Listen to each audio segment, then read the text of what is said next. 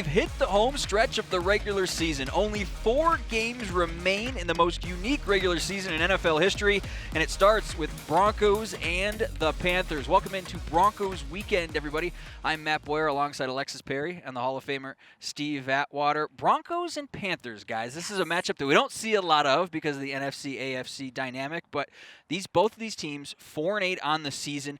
They're in similar positions, although they took different paths to get there as we look at the quarterback matchup first here. Teddy Bridgewater and Drew Lock, both quarterbacks have a lot to prove, Alexis.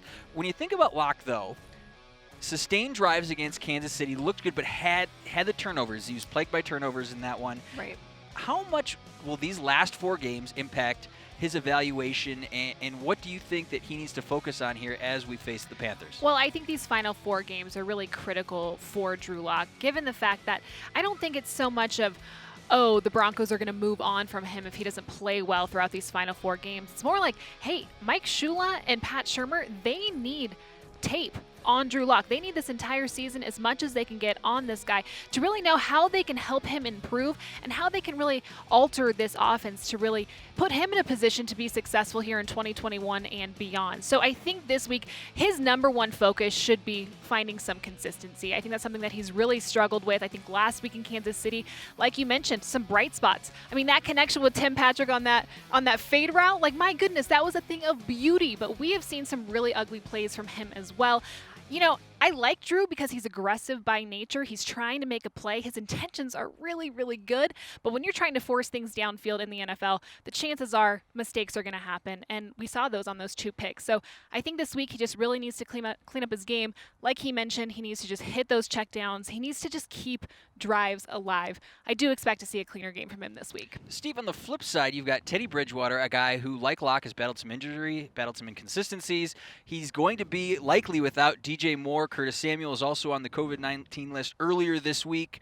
When you think about Bridgewater and how he can hurt the Broncos are going to be without A.J. Boye due to the suspension and Bryce Callahan due to injury, but how can he hurt the Broncos, and how much does not having your 2 top defensive backs play into how he can hurt the Broncos? It's going to be difficult, obviously, without having our 2 starting corners, A.J. Boye and Bryce Callahan, but I think it's going to be equally as detrimental to their offense, them not having DJ Moore and Curtis Samuel. Now, Teddy Bridgewater is a quarterback who is mobile, but I don't think he's looking to run with the football. I think he wants to try and hang in the pocket and find some open receivers. And we know Robbie Anderson. We saw him when he was here the last time when he was with the Jets, and he's a very speedy receiver, has great hands. He can make plays as well, so we can't relax. But I think without them having their 2-star receivers, I think that'll play in our favor a little bit more than it will in their favor, us not having our 2 cornerbacks. Both of these teams want to get the passing game going, but both of these offenses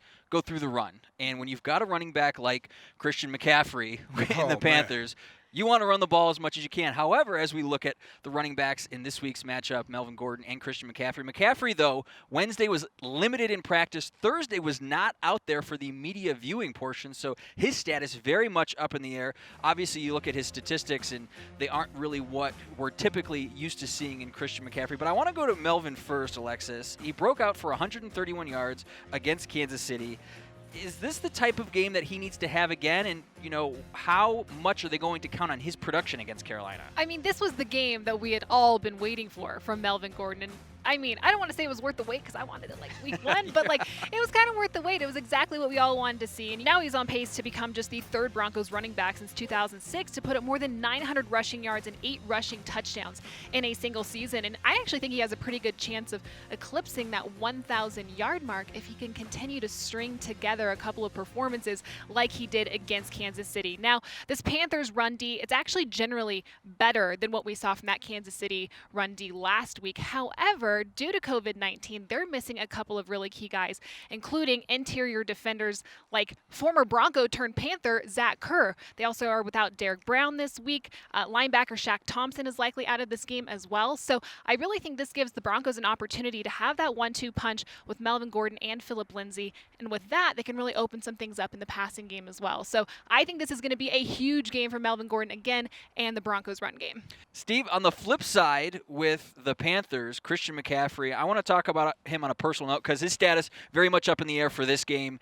When you think about Christian and I know you're close with the McCaffrey family, to see him go from a young kid to a professional football player and then to play at the level that he has, how heartwarming is it? And frankly, how do you stop a guy like that? Because he's been a beast lately. Yeah, it's extremely heartwarming to see him go from a guy playing Little League football and then high school ball here in Colorado just dominating, and everyone's saying, oh, he's not playing against tough competition. Well, he goes to Stanford, he does the same thing, and then he goes to the NFL, and he's doing the exact same thing he did when he was a youngster. He's a dominant player. He's fast. He's quick. He has the moves, and he can pull away from you.